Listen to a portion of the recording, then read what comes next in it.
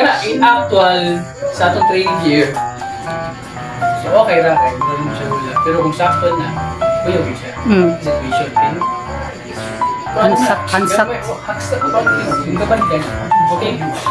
So, kanina situation, ang magamit natin ng technique is actually nag-execute mi ganina sa Garami, nag-execute mi sa Ikyo, and last na Ikyo. We found out that ang mas more effective is the Ikyo. While Ikyo ay naa siya pain. Na siya pain na kuhan, na feel una, which is mawa ang iyang focus sa knife. Okay? So, muna siya, unit. So, sa Nikyo, amo lang hinayon. So, Nikyo, di ba, kay letter S. The S. So, kini siya nga Nikyo is to padung sin. Hold, dili. Pag hold mo, dili mo, papilit na siya, no? Pilit. Kini siya padung, dili. Slice. Okay? Then, atras ka. Okay. No.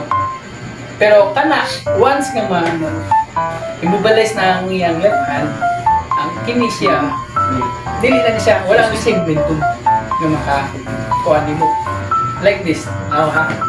Kung dunggab sa kakang, yan. Okay? See, kung paminahon niya momentum, sige lang. Sige lang, pwede yun. So, nasa yung momentum mo? Sige. Okay? So, mudunggab siya. Diretso na. Okay? Kinay mo na kasi ito Sakit yun na siya. Sakit na Nikyo ito. Kapag ang gibuhat nila ba? So, kani siya, ang ngayon na, atras ka. Atras ka. Then down, then execute ka. Okay? Any immobilization. Not necessarily nga magdarami mo dito. Pwede na. Okay?